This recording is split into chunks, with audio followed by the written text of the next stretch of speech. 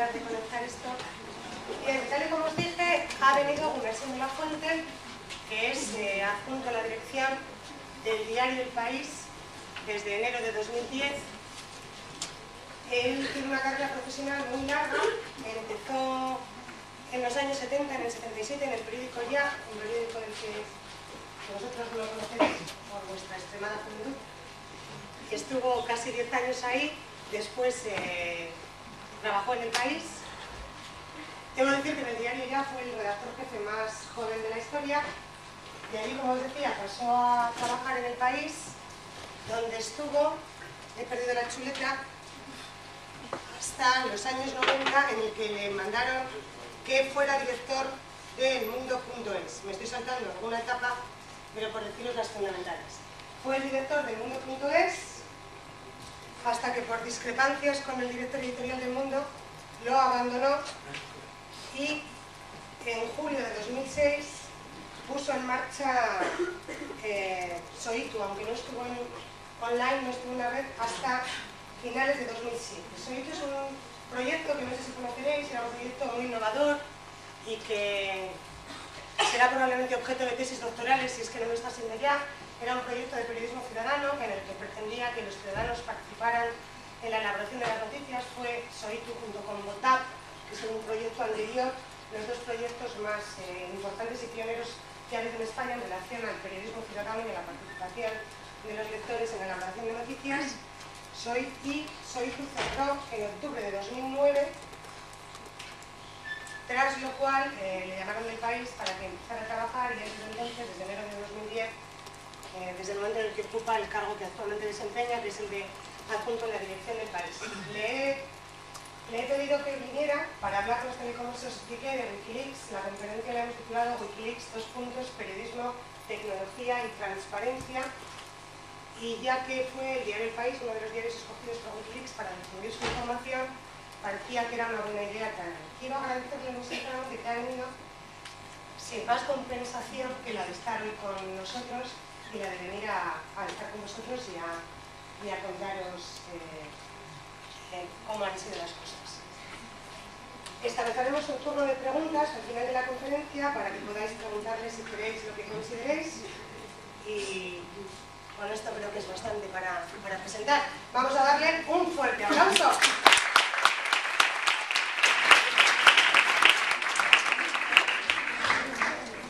Bueno, ¿qué tal? Buenos días.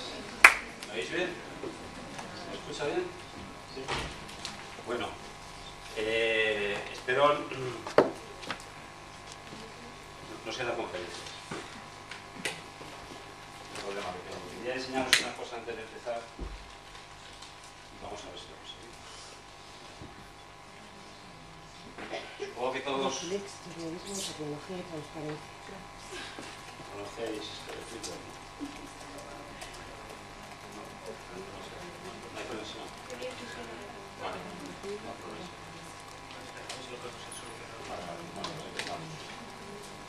Cuando haya conexión, igual al final, ¿no? Y así. Está bien que aplaudáis al principio, porque así ya por lo menos el aplauso me lleva.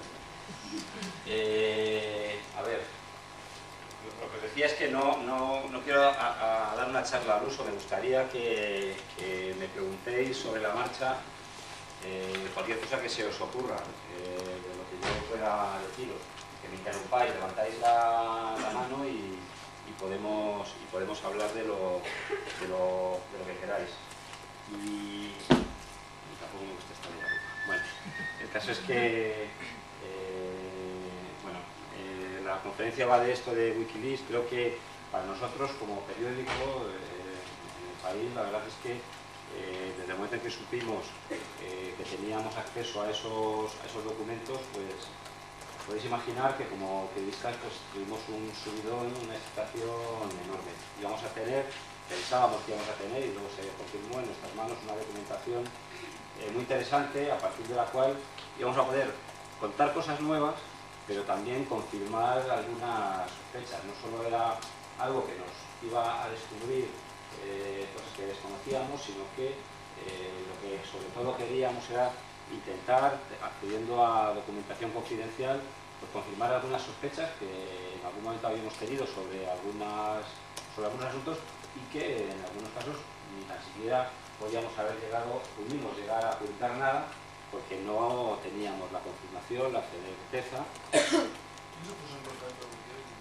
Bueno, en este caso, de alguna forma hubo un trabajo previo de acercamiento a Julian Assange y a Wikileaks, puesto que nosotros, bueno, Wikileaks había filtrado documentos, vídeos, os recordaréis el vídeo del ametrallamiento desde un helicóptero, bueno, había empezado a filtrar a diferentes medios algunas cuestiones, a veces a unas teles, a veces al New York Times, a veces al Guardian, y entonces pues nos pareció que era un fenómeno muy interesante y bueno, empezamos a hacer reportajes sobre Wikileaks, le hicimos una entrevista extensa a Assange. Bueno, de alguna manera provocamos nosotros el acercamiento a esa organización. Esa es una organización de alguna forma, bueno, pues muy discreta, difícil de acceder, ahora está más en el escenario debido a lo que todos sabéis, a las demandas que ha tenido Assange, pero hasta la publicación de esta batería de documentos pues se mantuvieron bastante ocultos. Bueno, ellos querían, en el pool de medios con el que querían trabajar para esta filtración, les venía bien tener un medio pues, castellano y de alguna forma con una imagen de rigor y bueno, pues de alguna manera nosotros nos acercamos a ellos, pero ellos también se acercaron a nosotros en el sentido de que pensaron que podía ser una buena plataforma para darle más, amplificar más el mensaje y la importancia de la liberación de todos esos papeles. Bueno, nosotros tuvimos, por ir un poco a las interioridades de la operación, tuvimos acceso a los papeles mucho más tarde que el resto de los periódicos, el New York Times, el Guardian, Spiegel, la revista alemana y Le Monde, sobre todo el New York Times y el Guardian, llevaban meses trabajando sobre los papeles, sobre la documentación. En realidad no eran papeles, imaginaros 351.000 archivos digitales, por supuesto, son cables que en su momento se habían enviado desde las diferentes embajadas de Estados Unidos en el mundo al Departamento de Estado o desde el Departamento de Estado a las embajadas o entre las embajadas, comunicaciones diplomáticas. Todos y cada uno de esos documentos estaba identificado con una serie de claves que tuvimos que de alguna manera descifrar, no fue lo más complicado, eran sencillas, que identificaban cada documento. Lo podéis ver en la web del País, hay un lugar especial en el que se pueden consultar ya más de 1000 cables de esos sobre los que hemos publicado historias. Cada cable estaba identificado pues, con una clave que era la embajada desde la que se había emitido, otra clave que era el lugar al que se había enviado y luego una serie de claves sobre el contenido que tenía cada cable, que si era de terrorismo o de propiedad intelectual o de algún tema industrial, ¿no? Lo que hicimos inmediatamente, puesto que además llevábamos mucha desventaja sobre el resto de los periódicos, que como os digo, tenían a sus equipos periodísticos trabajando en algún caso desde hacía meses con los cables. En cuanto obtuvimos la primera copia de toda esa documentación, fue un trabajo tecnológico. Pusimos a trabajar a unos desarrolladores potentes, desarrolladores web que trabajan en el País, que además trabajaron en su momento en Soitu y trabajaron también conmigo, era un equipo que iba al País y trabajaron también conmigo en el mundo.es. Lo que hicimos fue volcar esos ficheros y ponerles un buscador muy poderoso para poder buscar entre esos miles de documentos de alguna manera con sentido, ¿no? Poder buscar sobre esas claves, pero también poder buscar sobre esos textos. Eso lo hicimos en apenas 48 horas, de tal manera que tuvimos acceso un viernes por la noche a la documentación fuera de España, la trajimos a Madrid, a nuestras oficinas, montamos en el sótano del País una especie de una zona que había 2 aulas para dar formación, la blindamos absolutamente, no podía entrar nadie, pero ni físicamente, solo las personas autorizadas, ni de alguna manera tecnológicamente, blindamos para que ni se pudiese entrar a esa mini red que establecimos allí dentro, ni se pudiese salir, no se podía navegar hacia afuera por internet, y todos los ordenadores de Sammy Red estaban capados para que no se pudiesen usar pendrive ni nada, ningún sistema por el que se pudiese meter o extraer información de ahí. Se trataba de, durante apenas 2 semanas, mantener en secreto en lo que estábamos trabajando, impedir cualquier filtración, de tal manera que en esas 2 semanas ni siquiera en el periódico nadie, salvo los que estábamos metidos en el asunto, nadie supo en ningún momento en qué estábamos trabajando, y fue casi un milagro que nadie se enterase, porque bueno, nos inventamos que estábamos haciendo una nueva estrategia, un nuevo diseño de productos y tal, y que había un equipo que durante 15 días iba a estar ahí trabajando. Bueno, y la gente pensó que era cierto. La verdad es que no hubo ninguna filtración, y conseguimos mantener con mucha discreción. Era muy importante en esos momentos. Ahora parece que se ha diluido la tensión, pero daros cuenta que eran papeles en muchos casos secretos del Estado más poderoso del mundo, que podían afectar a su seguridad, que podían afectar también a la seguridad de otros países y también a la seguridad individual de algunas personas, cientos de personas que aparecían citadas en esos papeles, y sobre las que también hicimos una reflexión que luego hablaremos de ella, ¿no? Y en esos momentos a la diplomacia norteamericana y a los servicios secretos les pilló un poco con el pie cambiado, porque aunque ellos ya sabían que algo estaba pasando, desde luego no lo habían comunicado a sus socios a lo largo del mundo.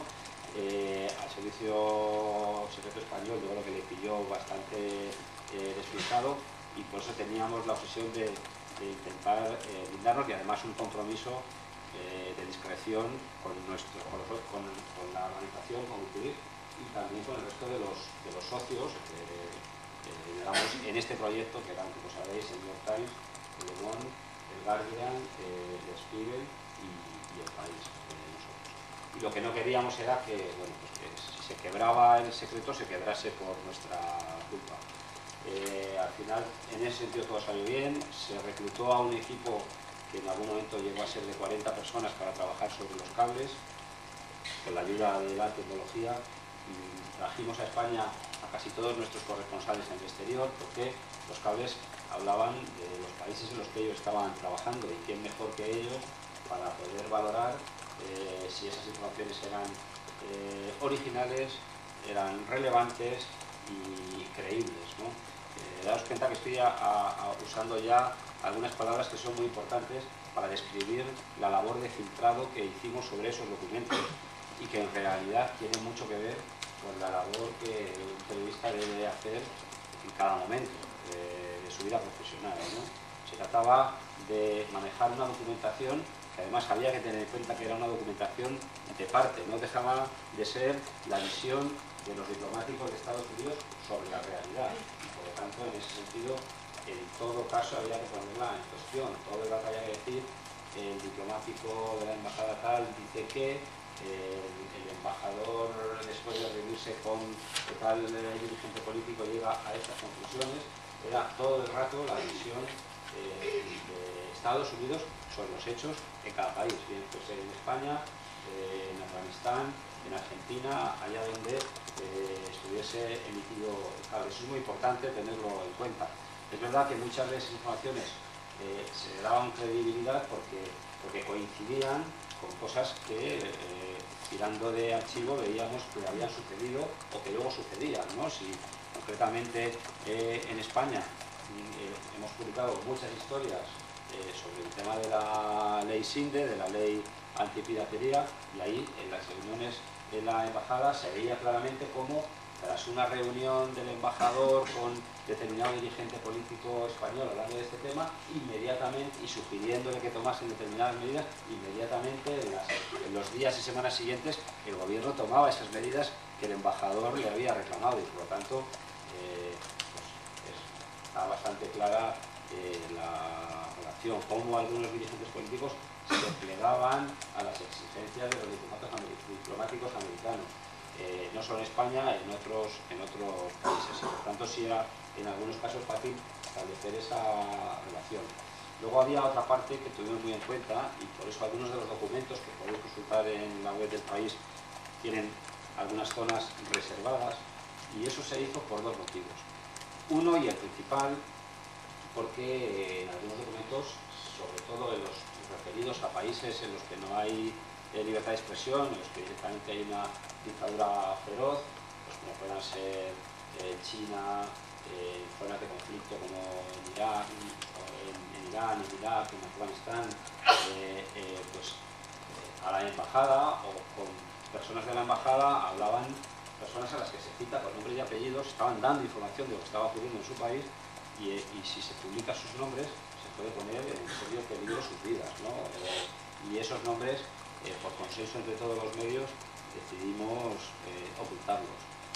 Y es uno de los motivos también por los que no se han liberado de forma masiva los más de 251.000 cables que forman toda la documentación de las que se dispone, porque la liberación masiva de esos cables sin tener en cuenta esas prevenciones podría ocasionar problemas muy serios a determinadas personas o instituciones, pero sobre todo a personas individuales, que peligraría gravemente su vida o su integridad física.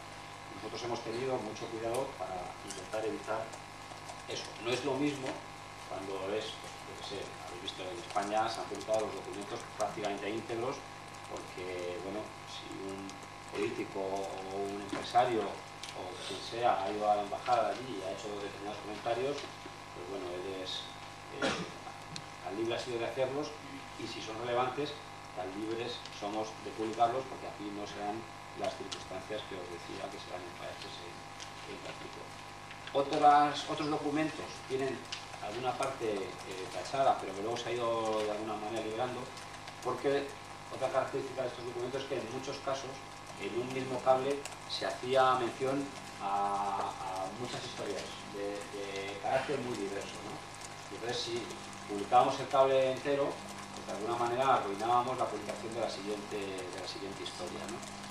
Y ahí también teníamos que andar con cuidado, porque no podíamos tampoco publicar de pronto un día 80 reportajes. Había sido poco práctico incluso para los que los tenían que leer, ¿no? No iba a ser la audiencia capaz de asimilar tanta información. De hecho, el estar mes y medio publicando historias, yo creo que llegó también a quitarles de alguna manera relevancia a algunas, porque era ya una cantidad de historias que seguimos publicando. No sé si lo veis, pero ahora casi todos los días publicamos una historia nueva.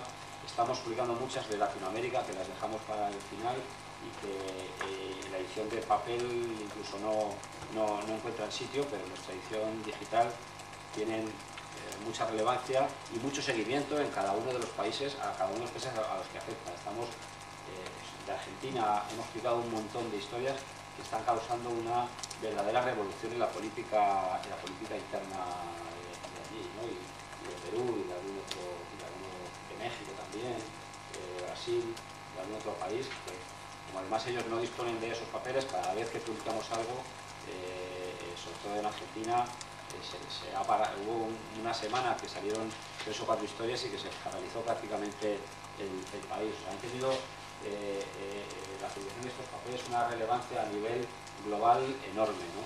Y todavía, como os decía, seguimos publicando historias que están teniendo mucho impacto en zonas geográficas concretas, ¿no? El material, por lo tanto, no está agotado todavía. En realidad hay todavía más historias. De España entendemos que no quedan historias relevantes. Sí que hay cables, muchos cables sin publicar. De España había 3.000 y pico cables, y debemos haber publicado no más del 10%. Lo que pasa es que otra característica de muchos de los cables es que en muchos casos eran meros resúmenes de prensa, ¿no? Que la embajada hacía de manera rutinaria, o para preparar un viaje de alguna persona relevante de su gobierno, o de alguna institución norteamericana, o de algún gran empresario.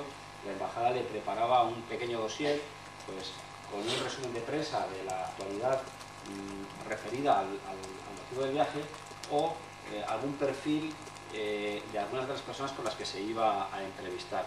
Y de ahí, de esos perfiles, es de donde salen comentarios que habréis visto publicados pues, sobre algún político español. Este es el más listo de todo el gobierno, Zapatero es como un zorro que se mueve no sé qué. Comentarios un poco pues que intentan describir cómo es la personalidad de cada uno de los políticos a los que pues, un determinado cargo norteamericano va a tener que negociar y lo que están es dando pistas de cómo los ve el embajador, ¿no? De cómo los ve la embajada. Bueno, esto que a veces parecen comentarios anecdóticos, pues no dejan de tener también su interés, ¿no? Cómo el país más poderoso del mundo nos ve, cómo después de hacer un análisis, después de conocer personalmente a algunas de estos miembros del gobierno o de la oposición, pues no deja de tener su interés, porque al final es un país, como decía, muy poderoso y del que dependen buena parte de nuestra política exterior y de nuestros negocios en muchos sentidos. Estados Unidos tiene muchas inversiones interesantes para la economía española. España es muy dependiente en muchas cuestiones, España y cualquiera otro de los países afectados por esto. Por lo tanto, casi ninguna de las cuestiones, por muy anecdóticas que parezcan, en realidad son irrelevantes. Y por eso la verdad es que tener estos documentos y poderlos leer de primera mano, pues imaginaros que durante esos 15 días que estábamos metidos allí en el búnker, pues fue muy excitante. ¿Qué es lo que hicimos? Pues con estas herramientas de búsqueda automáticas empezar a buscar historias, no algo en tuntún, sino, bueno, pues cada uno de los miembros del equipo que allí se montó eran especialistas, o bien porque eran corresponsales en diferentes países, o bien los reporteros españoles eran especialistas en diferentes áreas, en defensa, en temas judiciales, en temas de política exterior, en determinados conflictos que había habido, pues como uno de los más polémicos, el caso Couso. Pues los periodistas que habían seguido en su día esas informaciones se pusieron a buscar con los datos que ya disponían, con su background, con su conocimiento de los diferentes casos, a hacer búsquedas en esos papeles para encontrar respuestas, para encontrar cómo había sido el seguimiento por parte de la embajada de esos temas. Se habían hablado con jueces, se habían hablado con fiscales, se habían hablado con protagonistas de los hechos, se habían hablado con el gobierno para presionarle o para pedirle consejo o para pedirle ayuda. Y con esas búsquedas fue como rescatamos pues, las informaciones que se publicaron en referencia a ese caso que, como sabéis, fueron bastante escandalosas, ¿no?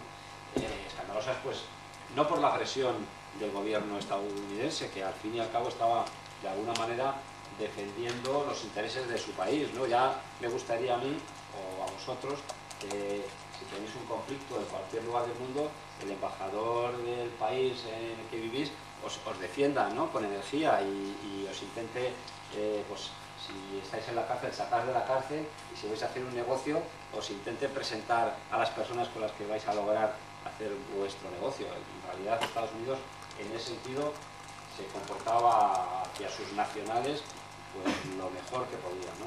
Ahí donde empieza el conflicto o la duda o algo que no entendemos muy bien es cuando ves que algunos funcionarios españoles, bien fuesen funcionarios en sentido amplio, bien fuesen jueces, fiscales, políticos, al final personas que pagamos todos con nuestros impuestos, en vez de defender los intereses nuestros, más parecía que estaban plegándose a los de Estados Unidos. Y ahí es donde yo creo que empieza la relevancia periodística, ¿no? Y yo creo que eso es, concretamente en el caso de Couso, era lo que provocaba más sorpresa, ¿no? Cómo le iban dando pistas al embajador de Estados Unidos para establecer las estrategias de defensa y para poder evadir a los posibles o supuestos responsables de la muerte de Couso de tener que rendir cuentas ante los tribunales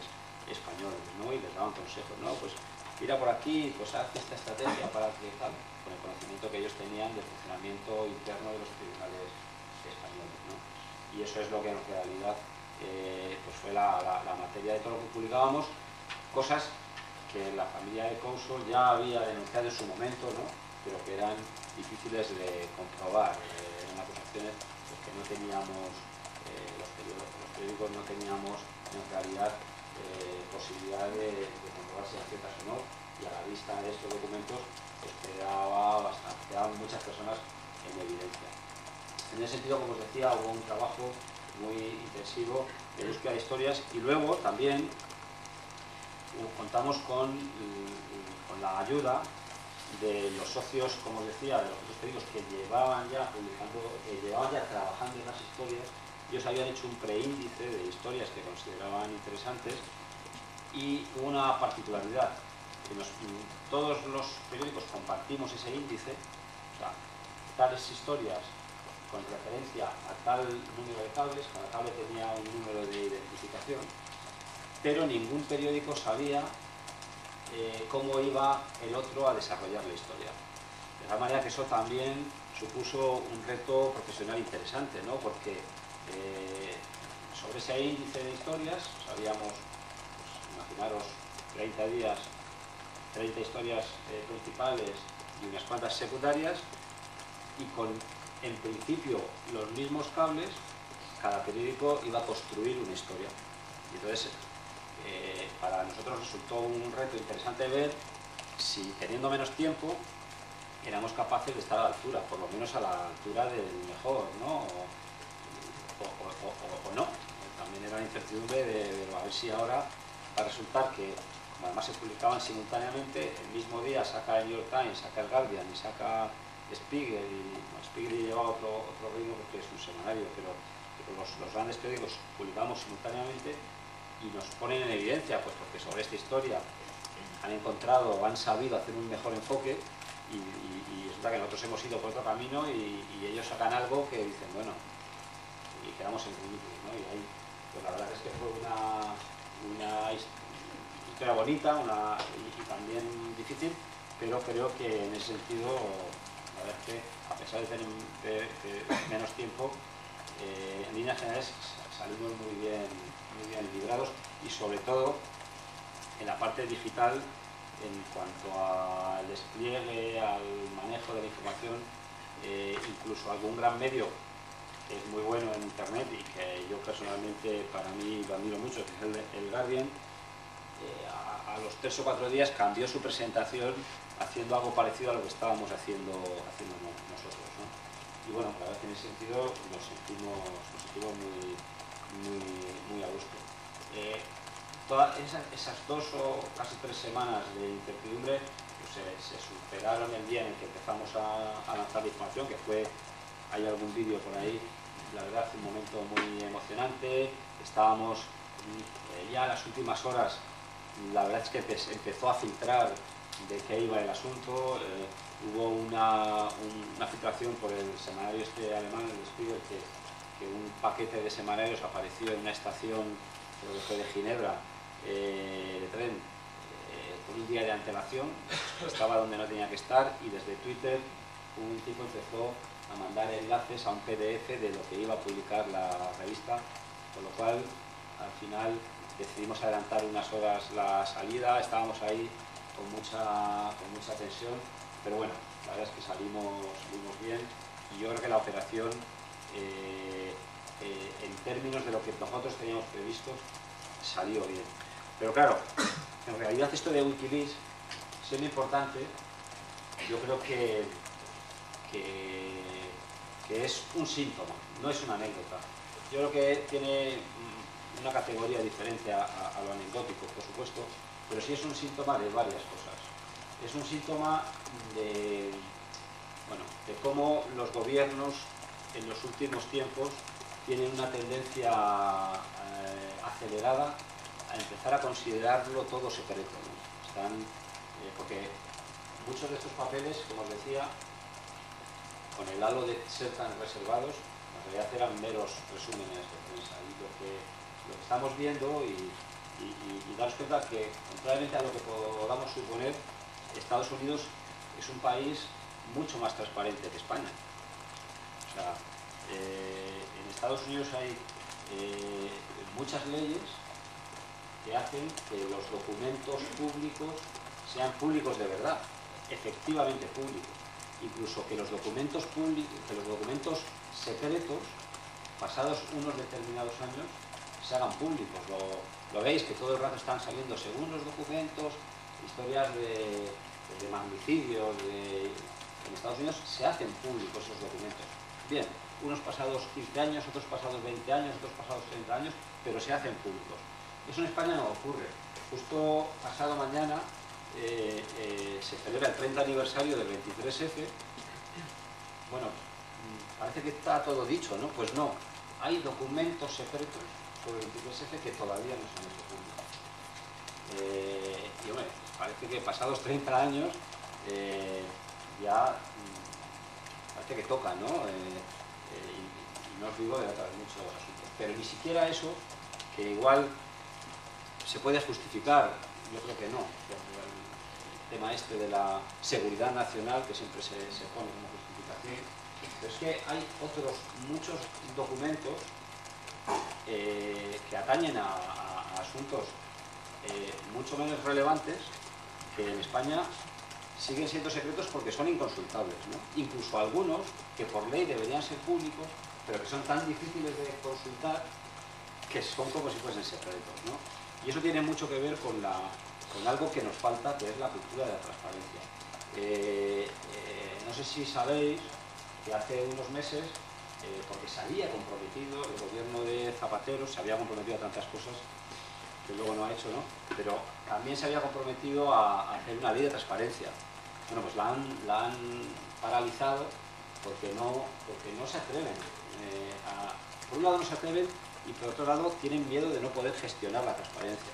Tienen miedo de que el propio sistema de organización pública, el propio sistema de la función pública en toda España, que es la estatal, la autonómica, la local, no sea capaz, yo creo que incluso por los motivos culturales, de cómo funciona su cabeza, de poner al servicio de los ciudadanos papeles que son de los ciudadanos. Imaginaros todos estos escándalos de corrupción, por ejemplo, que se han dado en la contratación de obras públicas en España, públicas y privadas, los concursos en general, que se han dado en España en los últimos 20 años del boom inmobiliario. Si todos esos concursos, en vez de ser secretillos de concejales con constructores, hubiesen por ley tenido que ser públicos y encontrables, cuando hoy el concepto de lo público, de un documento público hoy, tiene que estar ligado a ser accesible. Y el ser accesible tiene que estar hoy indudablemente ligado a ser accesible por internet y mediante buenos buscadores. O sea, porque es lo que hace que algo se pueda de verdad encontrar. Imaginaros los concursos públicos de cualquier obra, de cualquier ayuntamiento de España, que por ley tienen que ser públicos, como su propio nombre indica. Imaginaros que fuesen de verdad accesibles. El control tan brutal que las empresas interesadas en acceder a esos concursos ejercerían simplemente estableciendo búsquedas, viendo este señor quiere construir no sé qué, el plazo es tal, el precio de licitación es tal, y o sea, no podría, o sea, se rebajaría las posibilidades de dar obras a dedo, o de dar obras con sobreprecio, se rebajarían muchísimo, ¿no? Porque la transparencia yo creo que es la mejor herramienta contra el fraude y contra la corrupción, ¿no? Bueno, pues no, el poder se resiste de manera natural, se resiste a la transparencia. Y eso yo creo que también es una enseñanza de todo digamos, lío que se ha montado con el tema del Wikileaks, ¿no? Luego, por otro lado, también es una enseñanza para los periodistas, ¿no? Que es verdad que estamos, y si queréis preguntar sobre eso, estaría encantado de hablar, ¿no? Estamos en un momento complicado. Vosotros estáis empezando a estudiar, entiendo muchos de vosotros, para ser periodistas, y en un momento en el que mucha gente dice que no va a hacer falta, que no vamos a hacer falta, ¿no? Que los periodistas, en realidad, en este nuevo escenario tecnológico, no vamos a ser relevantes, que en realidad pues cualquier persona va a poder hacer lo que hacemos, ¿no? Y bueno, yo llevo 11 años trabajando en Internet, porque creo que Internet es el escenario en el que hoy se puede hacer el mejor periodismo. Y lo pienso absolutamente, ¿eh? O sea, no... Y como veis, os ha contado María José, llevo muchos años trabajando en este oficio, desde los 19, y fundamentalmente en periódicos de papel y en revistas, ¿no? O sea, periodismo del más tradicional que os podáis imaginar, ¿no? Pero eso no quiere decir que me tenga que atar, y desde luego no me ato, a la nostalgia de lo bonito que es el periodismo de siempre. Hay estos periódicos que nunca deberían desaparecer y tal. Miren, yo creo que lo importante es el buen periodismo, da igual en realidad el soporte, que no da igual, pues porque unos soportes sirven mejor para unas cosas y otros para otras. ¿No crees que es más accesible para la sociedad o para las personas que igual no tienen internet el periodismo y que se le van a estar más de Bueno, el soporte de papel, pues es una lástima. Lo importante es que el periodismo sea bueno. El acceso a Internet, yo te digo que en realidad, por eso intento combatir la nostalgia. Los periódicos nunca han sido, los diarios de papel nunca han sido un producto de consumo masivo. El consumo masivo es la tele, que tiene millones de audiencias. Que la gente está en su casa, esté donde esté, la enchufa y se queda dormido viéndola. Luego cuenta como si la estuviese viendo de verdad, ¿no? Pero el acto de comprar el periódico siempre ha sido, en España desde luego, no tanto en el País Vasco, es verdad, pero en el resto de España, porque tenéis el índice de lectura más alto de periódicos de España y bastante asimilable al de Europa, pero en el resto de España el consumo de periódicos ha sido siempre algo minoritario, o sea, prácticamente una élite, ¿no? Entonces, el nivel de acceso a Internet tiene una barrera de acceso, bien, que es la tecnología, y sobre todo para una determinada edad, más que para una determinada economía, para una determinada edad, ¿no? Pero estos cambios son, por un lado, imparables y por otro lado, tienen su ritmo. No es que los diarios impresos vayan a desaparecer de mañana, ¿no? Pero sí lo que estamos viendo es que se va acelerando el proceso. Y la gente, bueno, pues habrá gente que por su edad o por su formación va a seguir leyendo periódicos impresos. Bueno, no hay ningún problema, seguirán existiendo. Que en Estados Unidos el año pasado desaparecieron 120, ¿eh? Daos cuenta, en Estados Unidos en un año 120 diarios desaparecieron, ¿no? En España eso ha empezado a suceder, empujado por la crisis, pero yo creo que en los próximos de 3 a 5 años va a acelerarse, ¿Van a permanecer algunos? Sí, y sobrevivirán años, ¿no? Y evolucionarán, pero de una manera bastante rápida y bastante radical, porque por un problema industrial y de soporte económico. ¿Cómo garantiza Internet que es una forma de limpia y transparente? Bueno, A pesar de que igual no la tenemos tan objetiva y tan transparente en papel. por eso te digo, a mí lo que me interesa es el oficio del periodista, no tanto si los periódicos sobreviven o no. O sea, lo que me interesa es que sobreviva el periodismo y, lógicamente, que sobreviva el buen periodismo, ¿no? ¿Cómo garantizamos hacer buen periodismo? Pues yo creo que eso es un pacto complejo entre las personas que trabajamos haciendo periodismo y la industria que genera la posibilidad de que hagamos periodismo. Y eso es lo que está ahora atravesando unos problemas muy complicados. ¿Por qué? Y no solo en España, en todo el mundo. Pues porque las industrias periodísticas se habían convertido, y lo que digo es que no glorifiquemos lo que había, porque también tenía sus problemas, ¿no? Quiero decir, yo, como os digo, llevo muchos años trabajando en periódicos y de muy diverso tipo, ¿no? Y me he tenido que manejar en aguas no siempre agradables, o casi siempre desagradables, ¿no? Entonces, bueno, ahí hay una lucha personal de cada periodista, yo le llamo la rebeldía diaria del periodista solitario, ¿eh? Porque el periodista que se deja, y os puedo, si queréis pasar un enlace a un artículo que escribí sobre eso justo un mes antes de que me destituyesen en el mundo.es, porque no me fui por mi propia voluntad. Claro, si tú no tienes ese puntito de rebeldía que a veces pues, te puede causar problemas, al final tus jefes van a pasar por encima de ti. Y el día en el que empiecen a pasar, el primer día que les dé la oportunidad, ya van a pasar todos los días. Todo el resto de tu vida va a ser una miseria. Y es mejor que te dediques a otra cosa. Bueno, yo creo que en ese sentido hay que estar siempre con ese punto de rebeldía personal, ¿no? Me decía María José cuando veníamos del aeropuerto que yo creo que, lo digo siempre, que nuestro contrato como periodistas es con nuestro periódico, o con nuestra radio, o con nuestra tele, pero sobre todo y principalmente es con nuestra audiencia, es con nuestros lectores, es con los ciudadanos. El periodismo se mueve en un ámbito de servicio público y de compromiso muy alto.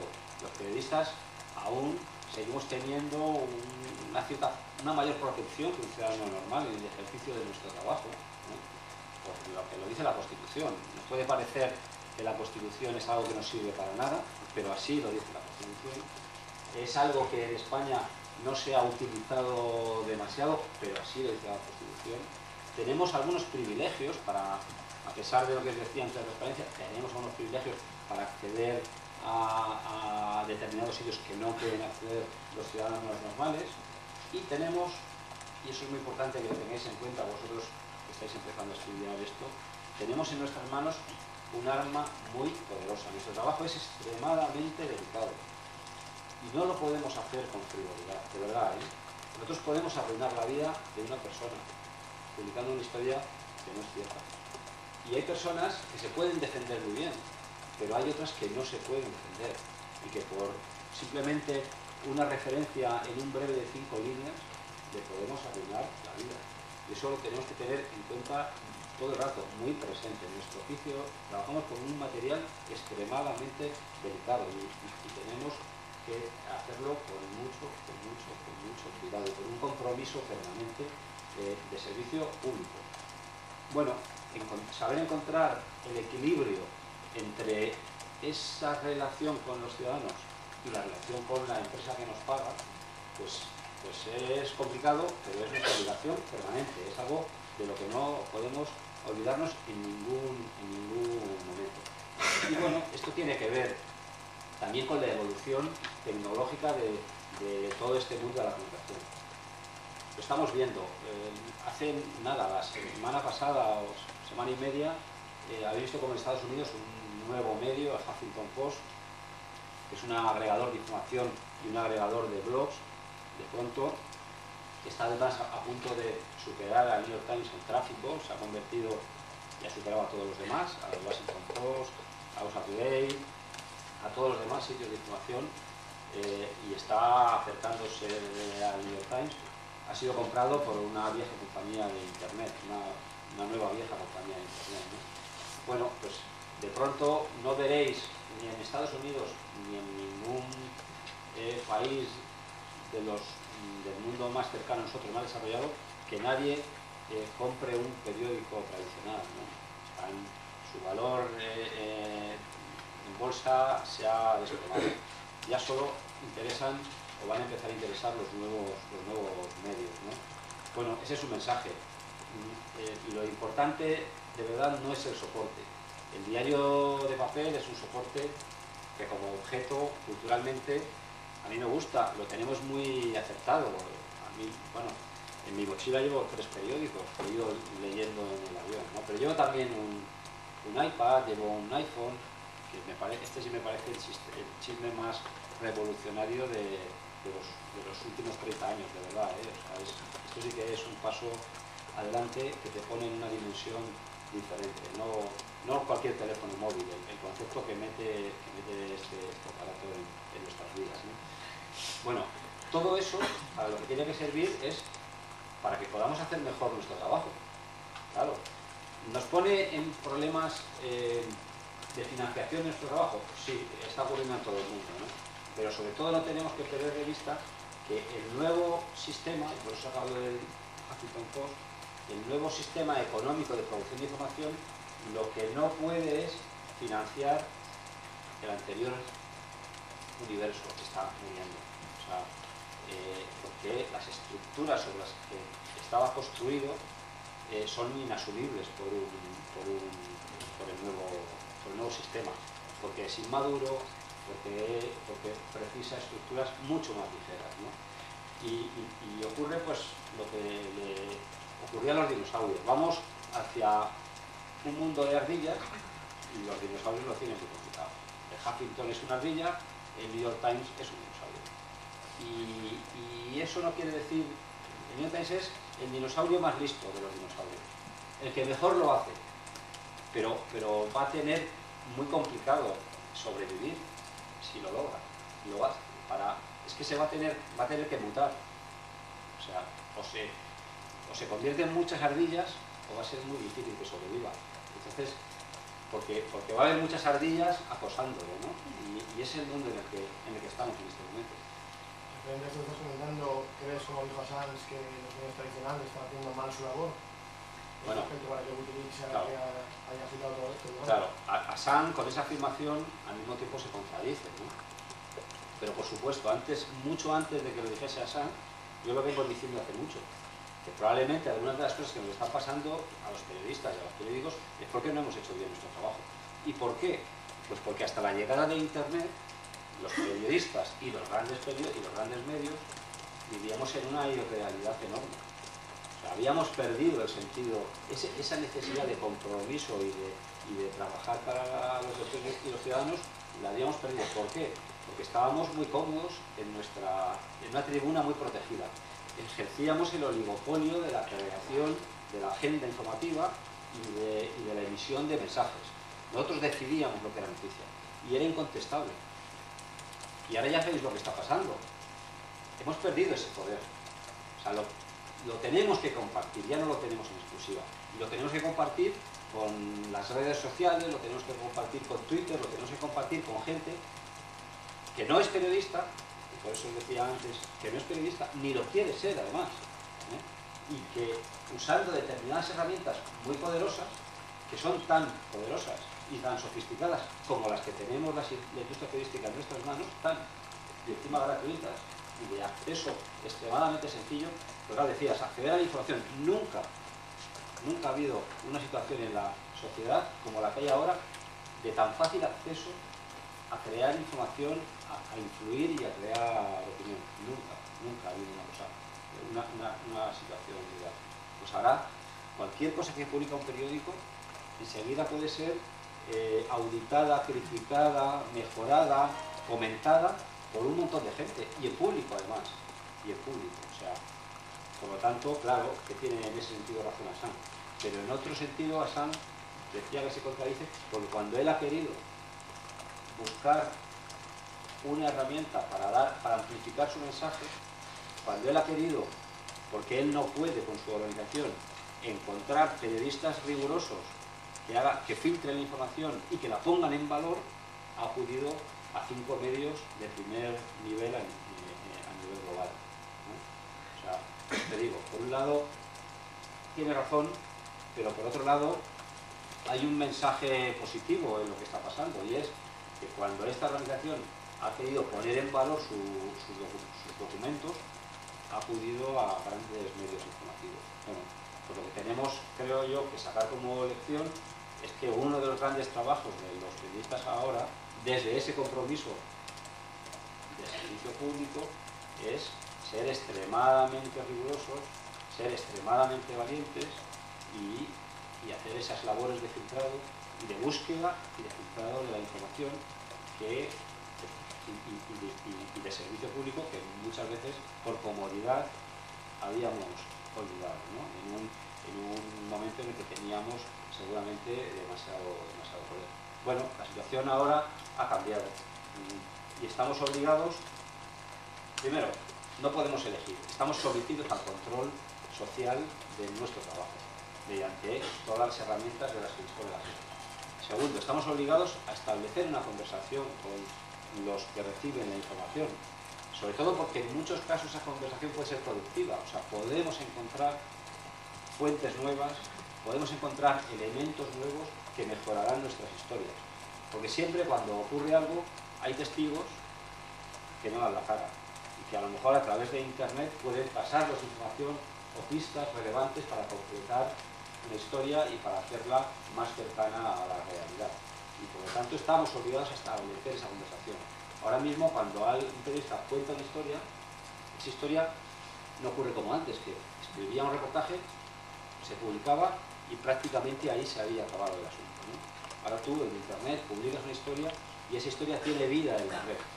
Esa historia puede viajar por las redes sociales y puede llegar a gente que conozca más cosas de esa historia que el propio periodista que la ha investigado, pues por cualquier circunstancia o porque ha sido protagonista del asunto, ¿no? Y a lo mejor desde el anonimato puede complementar esa historia. Y el periodista tiene que saber interpretar esa conversación que se genera alrededor de su historia para saber identificar ese posible dato que es cierto, que es verídico, que es relevante y del que puede tirar para seguir contando la historia y para mejorarla.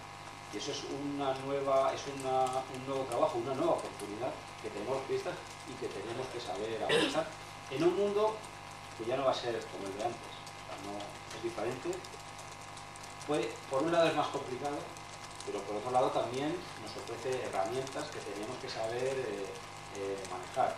Por eso los periodistas hoy, por mucho que nos guste el papel, por mucho que tengamos nostalgia de la anterior época, vosotros no, porque no la habéis conocido y por lo tanto no la podéis tener, pero estamos obligados a mirar hacia adelante, no hacia atrás.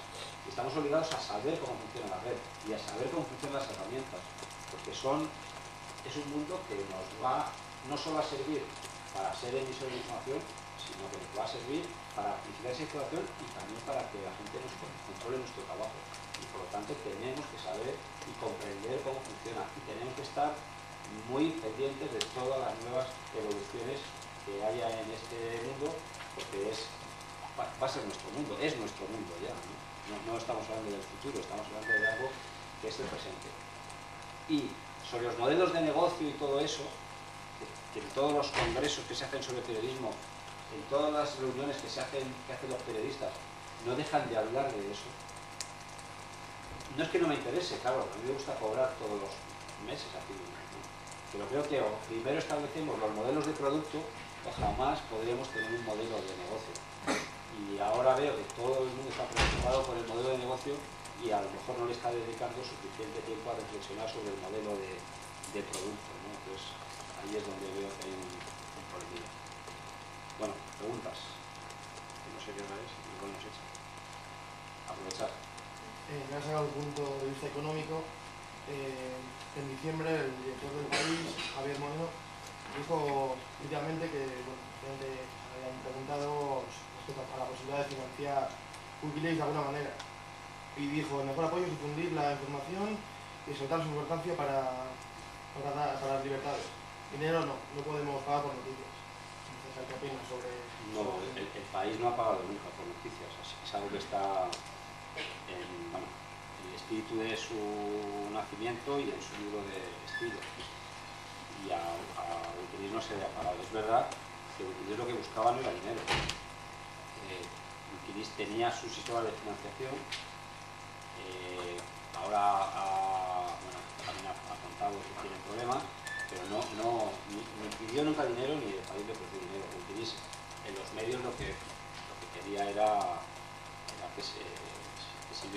que manejásemos la información y que sirviésemos de altavoz. Eso confirmar lo que ha dicho él. Pero ¿no crees que ya que ha sido una fuente importante para muchos medios y ahora que está teniendo dificultades, porque Amazon y esos recursos que tenía, esos medios ¿no crees que los medios deberían de alguna manera protegerlo ya económicamente o quizá abrir una manera para que el público pueda...? Ellos no lo han pedido y los medios no lo vamos a hacer. Lo que hemos hecho ha sido contar de manera intensiva el acoso que están sufriendo y yo creo que es la sociedad civil la que tiene que... O sea, aquí es que los ciudadanos estamos, yo creo, un poco mal educados en general y siempre pensamos que el Estado o quien sea nos tiene que resolver los problemas. Y eso no es así.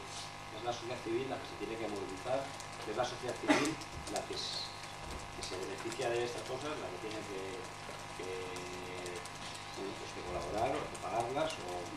Yo no creo que sea responsabilidad de los medios en este caso concreto, porque Wikileaks no deja de ser una fuente y que hoy, y Assange y su organización, pues hoy han hecho esto y que nos parece bien, pero yo creo que no sería sano en el proceso de búsqueda de información establecer una relación económica. Ni para ellos tampoco, ellos no lo hacen por ella, pero bueno.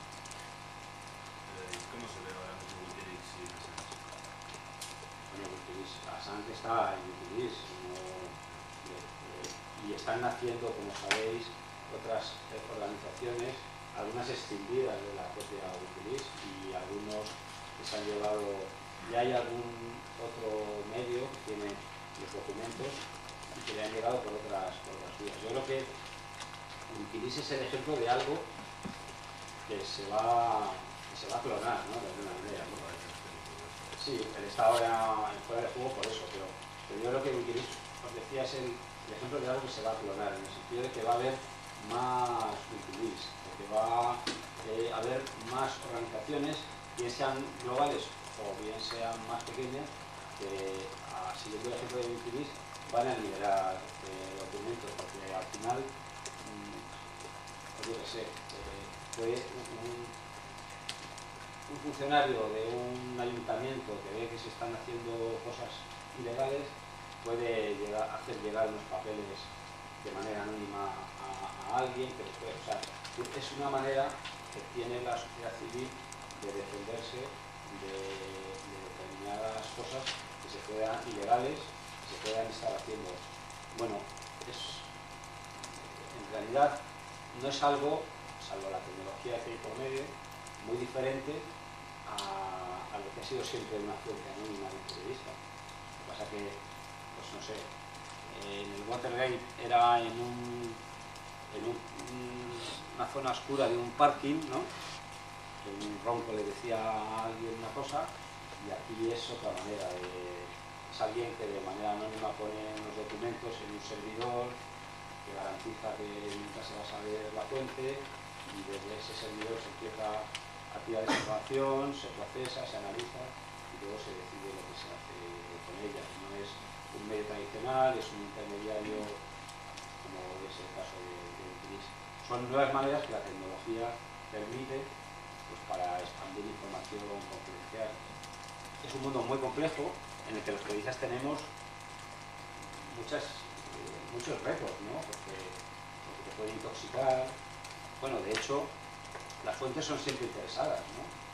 De una u otra manera. O sea, normalmente alguien que hace público unos papeles, pues lo hace o por despecho, o por rencor, o porque no le han ascendido, o porque le han despedido, porque al final, si le pillan, se está jugando su puesto, su carrera, su prestigio, lo que sea. Es decir, que casi todas las grandes exclusivas periodísticas nacen de un asunto así. Y el periodista tiene que estar muy preparado para hacer un análisis de por qué este señor filtra sus papeles, por qué los filtra ahora, por qué me los filtra a mí, ¿sabes? Porque antes de, para evaluar la veracidad, la conveniencia de su publicación, la relevancia, hay que contestarse primero a esas preguntas, porque si no, lo que puedes es caer en el error de por dar una noticia hoy muy aparentemente importante, en realidad ser manejado, ¿no?, para otras cosas. Eso es el pan nuestro de cada día en el periodismo. O sea, cuando un político, los políticos lo hacen todo el rato. Los políticos tienen su camarilla de periodistas, ¿no?